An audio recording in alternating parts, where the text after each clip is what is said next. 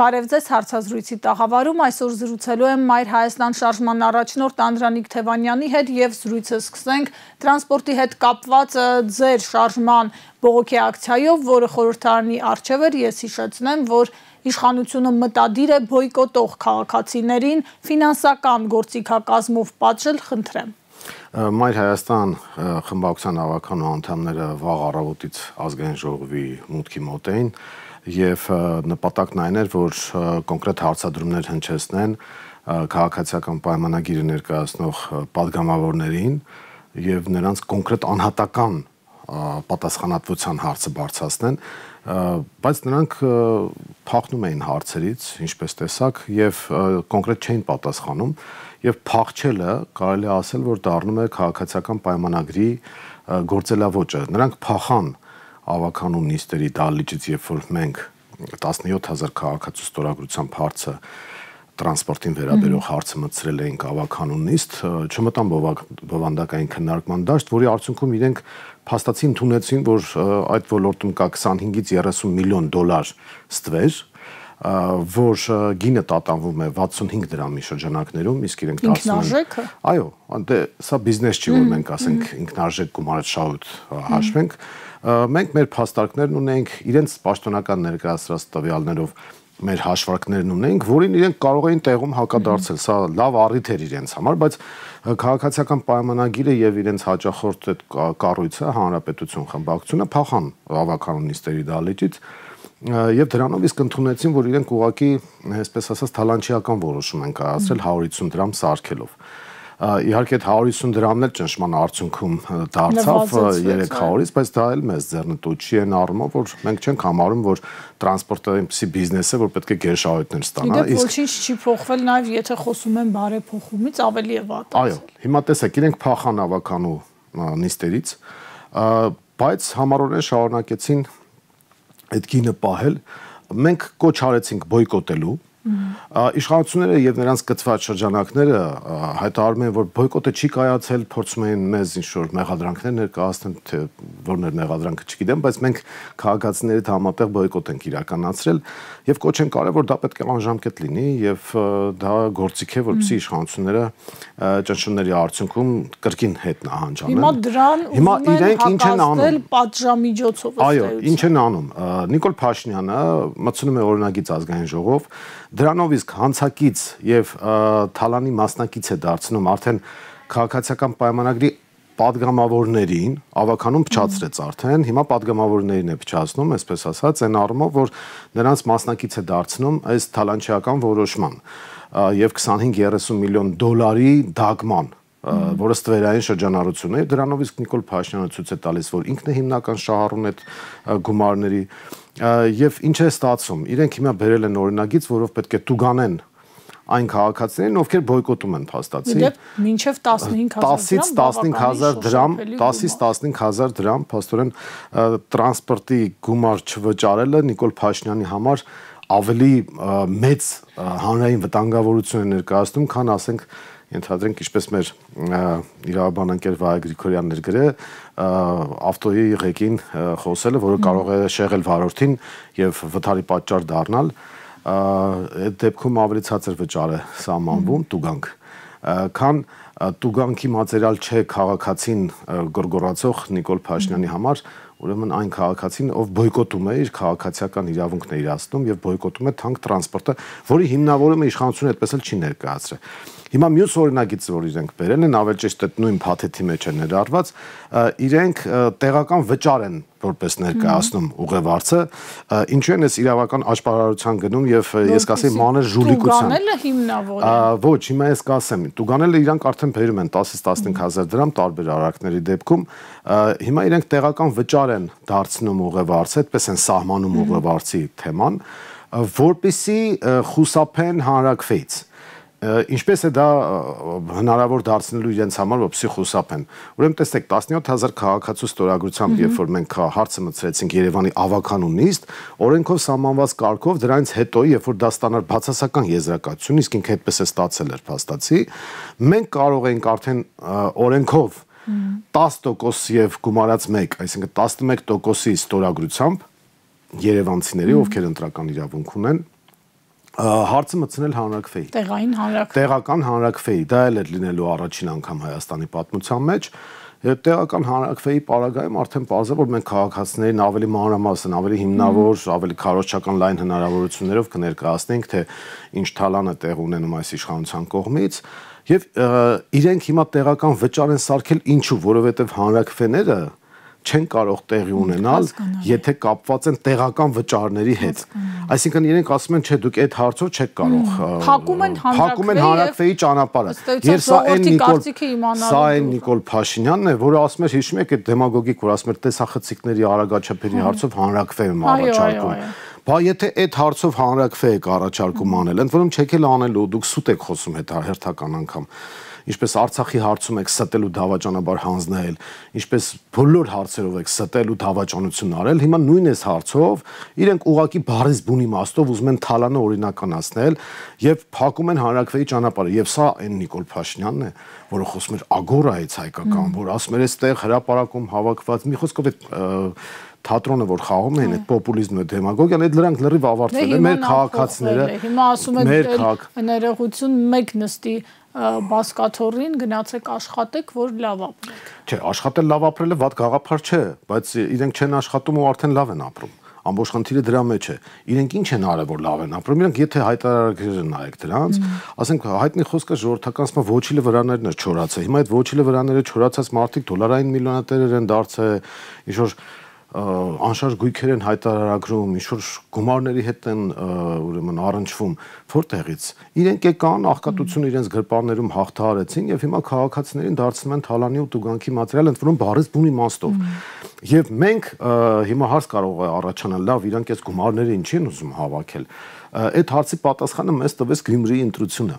Մենք իհարկե գիտենք, ենթադրում ենք, վերլուծում ենք տարբեր թանկացումներով բյուջեն այդ թվում բացի թանկացումներից հարկերի բարձրացում, շրջանառության հարկի բարձրացում, գույքահարկի բարձրացում, տեղական турքերի վճարների բարձրացում, աղբանություն եւ այլն, տրանսպորտ, կարմիր կետագծերով ավտոկայանատեղներ, բոլոր ոլորտներում ավելացումներ են տեղ ունեցել։ Սրանց բյուջեում փող է պետք։ Սրանց օրոք ավելացել է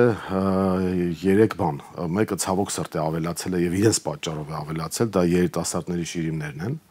Իրենց բերած պատերազմի ու պարտության արդյունքում եւ մնացած երկուսը դա գներն են խանութներում եւ հարկերի ու турքերի մակարդակն է օրենսդրության մեջ, որը քաղաքացիների գրպանից է վերցվում։ Գյումրի օրինակը Ես հիմա ասեմ, տեսեք, իրենք գումարները հավաքում են, այսպես կոչված բյուջե են մեծացնում, ինչու այսպես կոչված, որովհետեւ բյուջեն իրենք իրենց սեփական շահերի համար են օգտագործում։ Գյումրիում տեղի ունեցավ հերթականը ընտրակաշառքներից խոսող Նիկոլ Փաշինյանը, իբր դրա դեմ պայքարող Նիկոլ Փաշինյանը պետական մակարդակով ընտրակաշառք է բաժանել։ Ես սա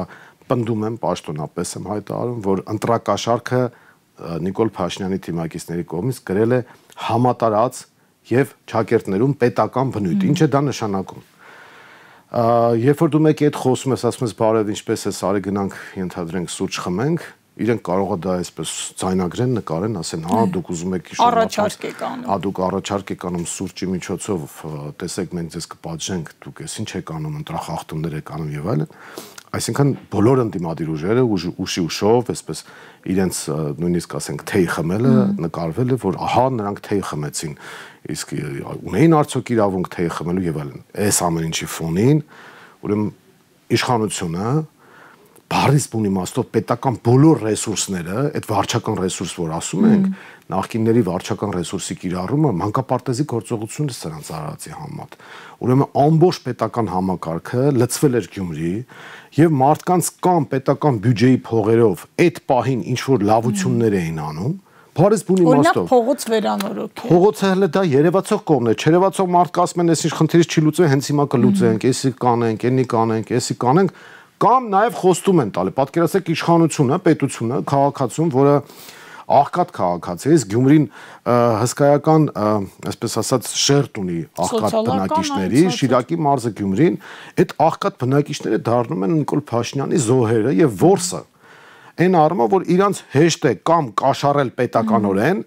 կամ խոստում տալ կաշառքի։ Օրինակ ասել, որ դուք ցուցակագրվեք Մենք ձեզ հեսած շուտով բնակարանաշինություն ենք անելու, հերթագրվեք եւ մենք ձեզ տուն ենք տալու։ Հիմա այդ քաղաքացին պարզ չի, որ պետք է գնա քաղաքացիական պայմանագրին քվեարկի։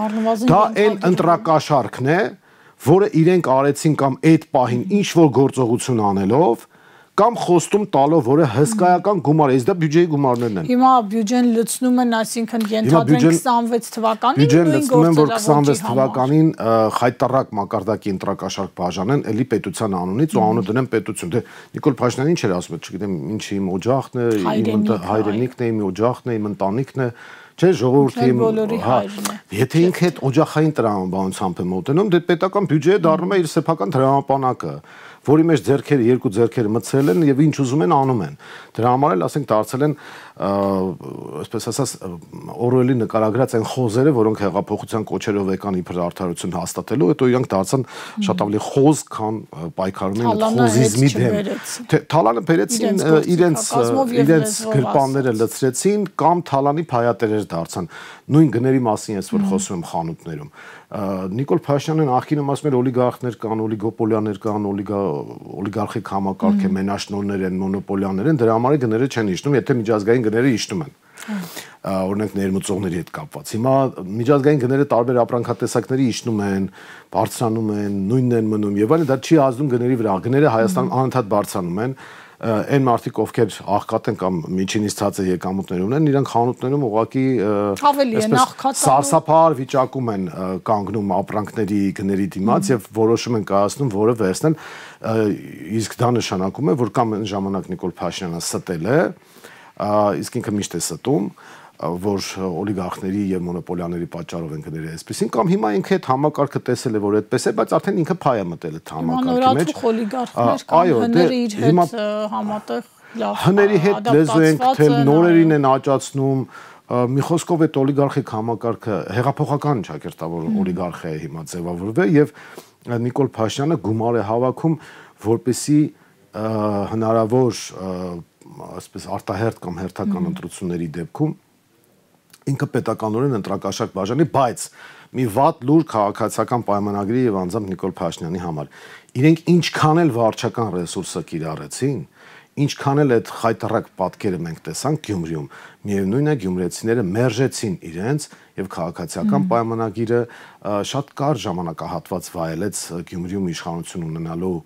հնարավորությունը, որը իշխանազավթումով էր տեղի ունեցել, իրենք ժամանակավոր պաշտոնակատար նշանակեցին, իհարկե դա նաև հետևանք էր այն ամենի, որ 21 թվականի Գյումրու ընտրություններից հետո էր տեղի ունեցել եւ դա դաս թող լինի բոլոր նրանց համար, ովքեր որ գնում են քաղաքացիական պայմանագրի հետ գործարքների, ժողովրդի թիկունքում։ Գյումրիում սպասվում է վաղը ավականու առաջին նիստը եւ իշխանությունը ըստ էության, եթե դատենք իրենց հայտարարություններից, հույսը չի կորցրել, որ Գյումրիում դեռ կարող է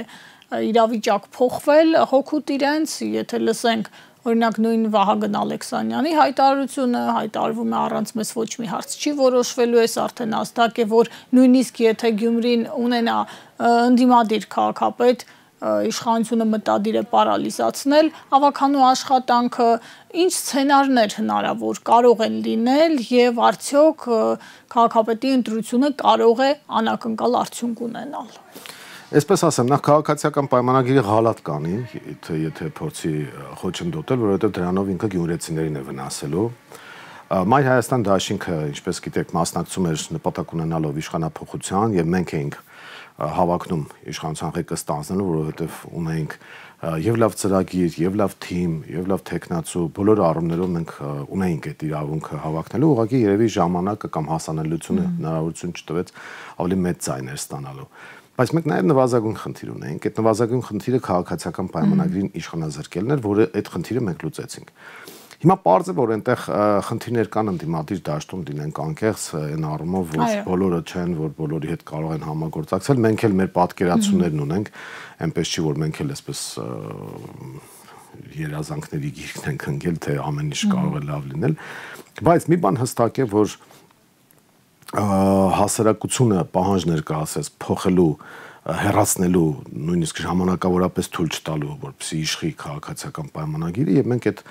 ժողովրդի պատվերը իրացրեցինք։ Հիմա ինչ վերաբերում է հետագա գործունեությանը, թե ինչ կանի այս իշխանությունը, մենք տեսել ենք տարբեր համայնքներում ինչեր են արել, ամեն ինչ էլ հնարավոր է, բայց այդ բոլոր սցենարներին էլ պետք է պատրաստ լինել։ Ինչ վերաբերում է ընդդիմադիր ուժերին, ապա ես օրինակ կոչ կանեի եւ կուզենայի ես ամենայն դեպս, որպեսզի Վարդան Ղուկասյանի եւ Մարտուն Գրիգորյանի թիմերի եւ իրենց միջև որոշակի այդ մոդուս վիվենտի գտնվի զուտ անձնական հողի վրա, որ այդ հարցը կա, որովհետեւ պետականը, հանրայինը եւ այլն քաղաքանը շատ ավելի բարձր պետք է լինի եւ ես կարծում եմ հենց իրենք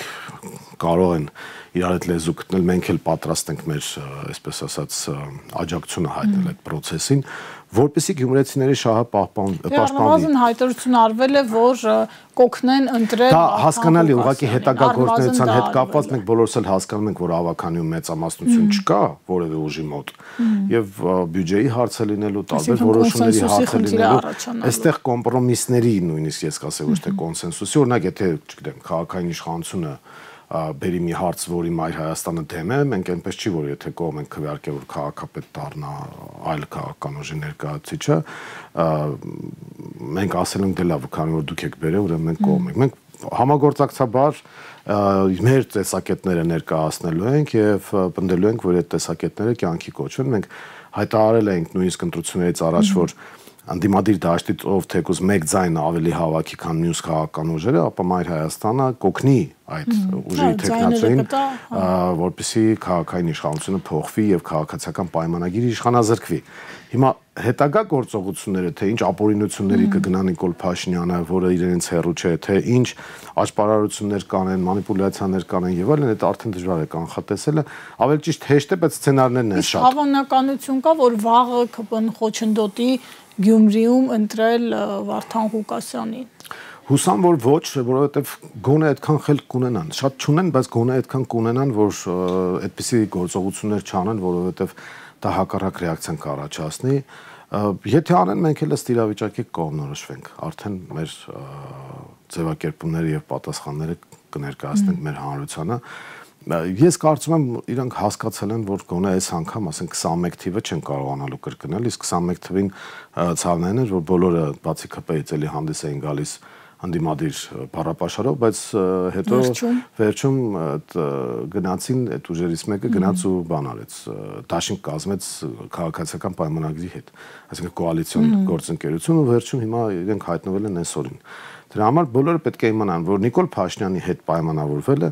դա ամենածիծաղելի, անհեռանկար եւ խայտառակ գործելավոճն է, որ կարող է որևէ մեկը որդեգրել։ Եվ պարոն Թևանյան, գանք ավելի լայն ներքաղաքական խնդիրներին, ընդդիմադիր դաշտում տևական ժամանակ է որոշակի խմորումներ են, քննարկումներ են, հարցադրումներ ու փոխադարձ մեղադրանքներ են եւ երրորդ նախագահ Սերժ Սարգսյանը երեք խոսեց, բավականին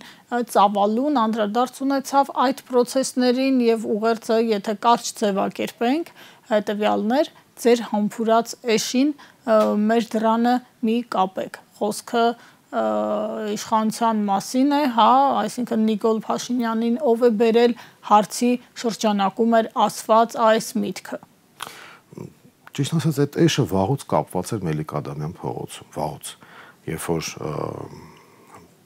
բանտից էին ազատում, երբ որ պատգամավոր էին դարձնում, երբ որ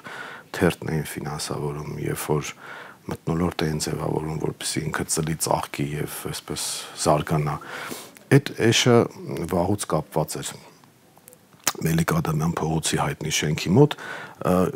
Ես այլ տեսակետից գնահատական կտամ, որ Սերժ Սարգսյանը իմ տպավորությամբ ինքը մեղքի ու վախի զգացողություն ունի։ Ինքը շատ լավ գիտի, որ իր վարած քաղաքականության արդյունքում է Նիկոլ Փաշինյանը հայտնվել իշխանության ղեկին եւ երբ որ խոսվում է այն մասին, որ այդ հզոր ուժերին ենք պարտվել, դրանով իսկ նա խոստովանում են, որ խայտարակ քաղաքականություն է եղել արտաքին դիվանագիտական ոլորտում, երբ որ հզոր ուժերը քո դեմ են դուրս գալիս, հարց է առաջանում, բա ինչի դրանից առաջ դուրս չէին գալիս, կամ ինչի այնպես արեցիք, որ դուրս գան, կամ ինչու այնպես չարեցիք, որ դուրս չգան, եւ այս առումով Նիկոլ Փաշինյանին իշխանությանը բերել այն քաղաքականությունը ներքին ու արտաքին, որը վարվել է 2008 թվականից, ես այդ մասին վաղուց խոսել եմ, հենց 2008 թվականից եմ խոսել, այնպես չի որ հիմա եմ ասում, իր իշխանության տարիներին ես ներկայացրել եմ բոլոր այն խայտառակ սխալները եւ թերությունները, բացթողումները եւ կոպտագույն նույնիսկ ես կասեի սխալները, որ արվել են ներքին ու արտաքին քաղաքականության ոլորտում եւ կանխատեսել ենք նույնիսկ այն ժամանակ, որ այսպիսի իրավիճակի կարող է հանգեցնել իրենց անձնական իշխանական խնդիրներից ելնելով այդ քաղաքականությունը շարունակվելու եւ հայտնվել են կոտրած դաշտակի առաջ, ստացել են զանգ ընկերոջից, որը ասել է, որ դու պետք է առանց որևէ շարժումների հեռանաս, ինչպես որ օրինակ Շևարդնաձեի հետ եղավ, ինչպես որ այլ երկրներում են աշխատում համապատասխան շրջանակները։ Համենայն դեպս ոչ հյուսիսային, այսպես ասեմ, եւ բնական է, որ ինքը շատ լավ գիտակցելով թե ինչ է տեղի ունեցել, գիտեք, խոստովանական ցուցմունքները կան այս մասով, որ մենք Նիկոլին աճացնում էինք որպես ընդդիմությանը այլընտրանք մեզ համար։ Այսինքն իրենք մտածել են, որ դե հաճախորդ է, ղժղժան, ճղճղան, եւ նույնն է մեր հաճախորդն է, մենք իրեն վերահսկողության տակ կպայենք, բայց հետո հաճախորդը դուրս է եկել վերահսկողությունից եւ պարզվել է, որ ավելի լավ վճարողներ կան դրսից եւ ավելի հզոր ուժեր կան, որ կարող են վերասեփականաշնորհել զռացող էշին։ Եկեք ամեն դեպքում մնանք եթերային։ Ես եթերային ձեր ասած ձևակերպումներն եմ տալիս, որը հնչել է։ Եվ այս առումով նաեւ ֆինանսավորել են այդ զռոցները, որոնք մենք տեսնում ենք այդ թերթոնի էջերից, այդ թուրքական ժամանակ թերթոնի էջերից ենք մենք տեսնում։ Եվ այս առումով այո, ես զգում եմ, որ կա մեղքի զգացողություն, որ ինչու այսպես եղավ, ինչու Արցախը կորավ, ինչու մենք այս վիճակում հայտնվեցինք, չեմ ասում ուղղակի պատասխանատվության մեղք, բայց մեղք, որ ահա այս քաղաքականության արդյունքում սրանք եկան իշխանության եւ այսպիսի արդյունք եղավ։ Եվ բնականաբար այդ մեղքի զգացողությունը վերջում հանգեցնում է վախի զգացողության, որ այ ինչ կլինի, եթե հանկարծ այս հարցերը տրվեն բնականաբար ոչ այս իշխանության կողմից եւ արդեն այդ մեղքի ու վախի զգացողությունը վերում է համապատասխան վարքագծի։ Այդ վարքագիծը հետեւյալն է, որ նախ ամեն ինչ անել, որ այդ հարցադրումները հնչեցնող ուժերը հանկարծ իշխանություն չունենան։ Իսկ մյուս կողմից շատ լավ գիտակցելով, որ դու չես կարող իշխանության գալ այդ պարագայում, ուրեմն ավտոմատ նույնիսկ ենթագիտակցորեն քեզ այդ ամեն ինչը հանգեցնում է մի բանին, որ թող սրանք մնան։ Ուրեմն քանի սրանք կմնան, այդ հարցադրումները, թե ինչու այսպես եղավ, ինչու զռացող էշերը եկան եւ այս ամեն ինչը արեցին, չի հնչի կամ եթե հնչի կհնչի մեդիա մակարդակով, ոնց որ հիմա։ Դա իրավական քաղաքական տեսք չի ունենա։ Ուրեմն քանի դեռ այս իրավիճակը կա, այդ հարցադրումները չեն հնչի, հետեւաբար թող սա մնա։ Իսկ եթե հանկարծ կան ուժեր, որոնք կարող են փոխել այս իրավիճակը, հեռացնել զռացող էշերին, ուրեմն պետք է պայքարել ոչ թե զռացող էշերի, այլ հեռացնողների դեմ։ Ինչու, որովհետև այդ հարցադրումները վաղը հնչելու են։ Այս եռանկյունում է հայտնվել Հայաստանի Հանրապետությունը, բայց ես կարծում եմ, որ մենք պետք է վեր կանգնենք այդ եռանկյունուց եւ ասենք սիրելի հասարակություն, եթե դու չես ուզում, իսկ դու չես ուզում ակնհայտորեն, մենք տեսնում ենք, որ սրանք 8-ից 10% են, նույնիսկ Գյումրիում ենք չափումներ արել ենք, այդ 20-25%-ը վարչական ռեսուրսով են հավաքել, այդ 30 քանից որ կա, այդ մոռացեք այդ թվերը։ Փարաքյարում էլ պարտվեցին, Երևանում էլ պարտվեցին ու մոտավորապես նույնն էր 30 քանի տոկոս։ Ուրեմն մենք ֆիքսում ենք հասարակությունը սրանց մերժում է արդեն, ատում է, նույնիսկ զզվում է։ Մետաֆիզիկա է արդեն վերածվել այս ամեն ինչը։ Հասարակությունը չուզում նաև վերադառնալ նախորդին, այսինքն նախորդը մերժվել է, որովհետև եղել են բարքեր։ Այդ բարքերի մերժման պատճառով է 2018-ը տեղի ունեցել։ Մարդիկ չեն ուզում անարդարությունները, մարդիկ չեն ուզում այդ միջավայրը, որը կար։ Նա հիշեք էլի այդ միջավայրը, ինչ է նույն այդ ֆուտբոլային դիվանագիտությունը, նույն այդ Եվրոասոցիացումը, որ սկզբնական փուլով գնացին նույն ուկրաինացման ճանապարհով էին գնում, այնտեղ Մայդան տեղի ունեցավ 14-ին Ուկրաինայում, այստեղ են մի կերպ պլստացին մի գիշերվա մեջ փոփոխություն կատարել, բայց պետք չէր այդքան մեծ խորությամբ մխրճվել Եվրոասոցիացման մեջ, որ հետո հետ քաշվել, հետո նոր բերել, ասենք ՍԵՊԱ-ի համաձայնագիրը, որը արդեն ընդունելի էր աշխարհաքաղաքական կողմերի կենտրոնների կողմից։ Այսինքն վարված քաղաքականություն, ներքին տնտեսական քաղաքականությունը, 2009-ին արձանագրված խայտառակ տնտեսական անկումը, որը Հայաստանը հակառեկորդ էր սահմանել միջազգային մակարդակով ամբողջ աշխարհի։ Այս ամեն ինչը հետևանքները բերեցին նրան, որ մարդիկ մերժեցին նախորդ բարքերը եւ այդ անարդարությունների դեմ պայքարելու համար դուրս եկան 2018-ին, այլ ոչ թե Նիկոլ Փաշինյանին դարձնելու։ Դա պարզ է, հասկանալի է, որ տեխնոլոգիապես նա ով անում է այսպես կոչված հեղափոխություն ինքն էլ գալու է, բայց խնդիրն այն է, որ պետք չէ դրան հասցնել։ Սա է իրական պատկերը, եւ ես չեմ ուզում մտնել այն պարզունակ վեճի մեջ, որ թևից բռնեցին, բերեցին, այսպես դավադրություն արեցին եւ այլն, չէ, միջավայրը, վարված քաղաքականությունը, երբ որ դու օրինակ ֆուտբոլային դիվանագիտություն ես վարում, նշանակում է բոլոր ճակերտավոր ֆուտբոլիստները, այսինքն թուրքամետները պետք է ծլեն, ծաղկեն եւ զարգանան։ Եվ նրանց պետք է տեղ տալ, որովհետեւ իրենք է քարոզեն դրա օգտին։ Իր տեղ տալ դա նշանակում է համակարգեր, դա նշանակում է լրատվամիջոցներ, դա նշանակում է այսպես կոչված ՀԿ-ներ, ու գործակալական ցանցի ուրեմն լայն զարգացման հնարավորություն։ Այդ ամեն ինչը, երբ որ դու անում ես, հետո գնում ես Եվրոասոցիացիայի, որը ընդդեմ հայ-ռուսական հարաբերությունների է, դա նշանակում է հակառուսականության ծաղկում, հակառուսական քարոզ, հակառուսական կազմակերպություններ, ռազմաբազայի գործողություններ, հայ-ռուսական հարաբերությունների փչացում, այս ամեն ինչը այդ պարարտ հողն է ստեղծել, որպեսզի էշերը սկսեն բարձր զռալ։ Հետո զարմանալ, որ այդ զռացող էշի ճակատն են պատճել, առաջին հերթին իրենք են պատճել։ Սա է, որ առաջացնում է այդ մեղքի ու վախի զգացողությունը։ Հասկանալի մոտեցում, պարոն Թևանյան, նաև մեղադրանք կար նրանց նկատմամբ, ովքեր մասնակցել են այդ գործընթացներին 18 թվականի նաև ընդդիմադիր առանձին շերտերի մասին ակնարկներ կային այդ խոսքում։ Այսինքն նրանց, ովքեր դեմ են եղել ժամանակին իշխանությանը, հիմա ստացվում է սա էր ձեր ուզածը ասելիքը նաև սա էր։ Հասարակությունը մերժել է այն իշխանությանը, որը եղել է մինչև 2018 թվականը, մնացածը տեխնոլոգիական խնդիրներ են, ովքեր որ կողմ են եղել այդ մերժմանը, բնականաբար ունեցել են իրենց փաստարկները։ Հիմա իրենք էլի եմ ասում, արդարանալու, մեղքի զգացողություն ունենալու եւ իմ տպավորությամբ նաեւ սեփական թիմակիցներին գոտե պնդելու կամ սեփական թիմակիցների առաջ արդարանալու խնդիրը լուծվի, այդտեղ հանրային մեսեջը ես չտեսա ընդհանրապես, այն որ մերժումը նախորդ իշխանության եւ նախորդ իշխանության վարած քաղաքականության ճիշտ էր, դա ակնհայտ է, այն որ Նիկոլ Փաշինյանը իր գալով դա սխալ էր, դա էլ է ակնհայտ, ուղղակի հակառակ ձևակերպումները տրվեցին այն ժամանակ, որը նույնպես նպաստեց դրան, որ Նիկոլ Փաշինյանը դառնա հերոս, հեքիաթի մեջի հերոսը։ Բայց մենք բավական ծանր գին վճարեցինք այն քաղաքականության համար, որը վարվում էր 2008 թվականից եւ որը ենթադրում էր այսպիսի process-ների հանգեցում։ Բայց այն, որ Նիկոլ Փաշինյանը համեմատելի չէ նախորդ բոլոր տիպի իշխանության հետ եւ խայտարակագույն արդյունքներ ապահովել եւ որպես պետական դավաճան պետք է նետվի քաղաքական աղբանոց, այդտեղ երկրորդ կարծիք չկա եւ նույն Գյումրիի ընտրությունները ցույց տվեցին, որ սխալ են բոլոր նրանք, ովքեր ասում են, որ ընտրություններով հնարավոր չի փոխել։ Ընդ որում շատ հետաքրքիր է, որ այդ մարդիկ, ովքեր որ ասում են ընտրությունների գնալը սխալ է, իրենք մասնակցում են ընտրություններին եւ միշտ են մասնակցել ու մասնակցելու։ Ընդ որում հիմա էլ այդ քարոզը տանելով, որ ընտրությունների գնալը սխալ է, իրենք պատրաստվում են ընտրությունների։ Գիտեք, այդ սուտը, խաբեությունը, դեմագոգիան զգացնել է տալիս իրեն եւ ես չեմ կարծում, որ մեր հասարակությունը դա չի նկատում։ Երևանում մենք ցույց տվեցինք, որ ընտրություններով Նիկոլ Փաշինյանը պարտվում է, այլ հարց է, որ անասնագողության եւ այլ process-ների արդյունքում ու նաեւ հանրության ցածր մասնակցության արդյունքում մարդիկ դեռ չէին հավատում, այդ քարոզի տակ էին նաեւ մնացել, որ ընտրություններով բան փոխել հնարավոր չէ, հիմք ընդունել, որ 21-ին այդպես եղավ, այո 21-ին եղել են ճիշտ որոշումներ, սխալ որոշումներ, բայց դա կապ չունի, բայց ընտրական գործընթացը մերժելը, դա նշանակում է դու կամ ավտոմատները պետք է վերցնես եւ հարձակվես կառավարության վրա, որը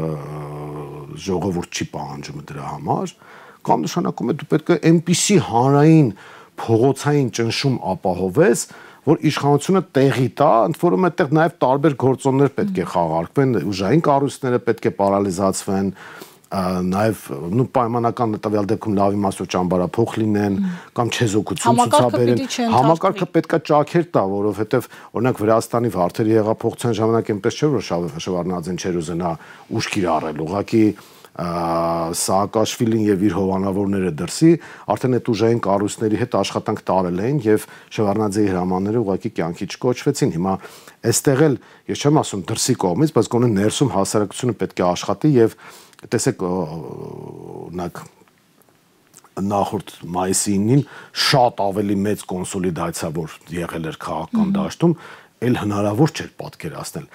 բայց փաստացի փողոցային ճնշումը բավարար չեղավ նաև որոշակի քաղաքական ոչ գրագետ քայլերի պատճառով հասնել որոշակի արդյունքի, բայց ընտրությունները դա այն միջոցն են, դրանք կլինեն արտահերթ, թե կլինեն հերթական, որով Նիկոլ Փաշինյանը ես համոզված եմ, որ իրենք էլ հիմա վախերի մեջ են եւ հասկանում են, որ տապալվել են նաեւ իրենց գործընկերոջ մասով, տեսեք Երևանում իրենք Հանրապետություն կուսակցությունը օգտագործեցին որպես իբր օպոզիցիա եւ հետո կցեցին կոալիցիային։ Գյումրիում դա չաշխատեց։ Գյումրիում իրանց այդ հաճախորդը արդեն մաշված է, ժամկետ անց է եւ այլևս հնարավոր չի օգտագործել եւ իրենք վախերի մեջ են, իրենք վախենում են ընտրություններից, բայց երբ որ ընդդիմադիր դաշտից է հնչում քարոզ, որ ընտրություններով չի կարելի, ճիշտ ասած զարմանալի է եւ դա մի բան է հուշում, որ կամ այդ մարդիկ վախենում են ընտրություններից, որովհետեւ գիտեն, որ վարկանիշ չունեն։ Հետեւաբար ուզում են ինչ-որ բանսարկություններով զբաղվել, որը չգիտեմ ինչ է տալու իրենց, կամ էլ նորից գալիս ենք այն եզրակացության, որ քանի դեռ մենք չենք ու քանի դեռ ուրիշները կարող են գալ իշխանության, ավելի լավ է Նիկոլ Փաշինյանը մնա։ Այս մոդելի մեջ են այդ մարդիկ, ովքեր որ մերժում են։ Այո, հրապարակային process-ներ են պետք։ Բոլոր գործիքակազմերը պետք է օգտագործել, բայց մերժել ապրիորի ասել, որ չէ, հանգարց ընտրությունների չգնաք։ Միևնույն է դրանք լինելու են, չէ՞, առանց։ Ընդ որում այդ մարդիկ էլի եմ ասում, ովքեր որ ամենաբարձրն են գոռում այդ մասին, իրենք միշտ մասնակցել են ընտրություններին, մասնակցում են, հիմա էլ էին մասնակցում Գյումրիում, եւ պատրաստվում են առաջիկա խորհրդարանական ընտրություններին, դա կլինի հերթական կամ արտահերթ, բայց իրենք պատրաստվում են, հենց դրա համար են պատրաստվում։ Եվ դրա համար են վարկաբեկում, որպեսզի կարողանան իրենց տեղը ապահովել, որպեսզի այդ հարցերը չհնչեն իրենց, թե ինչպես եղավ, որ զռացող էշը հայտնվեց կառավարության շենքում։ Շնորհակալ եմ կարծիքի համար, հարցազրույցին սպասեք վաղը։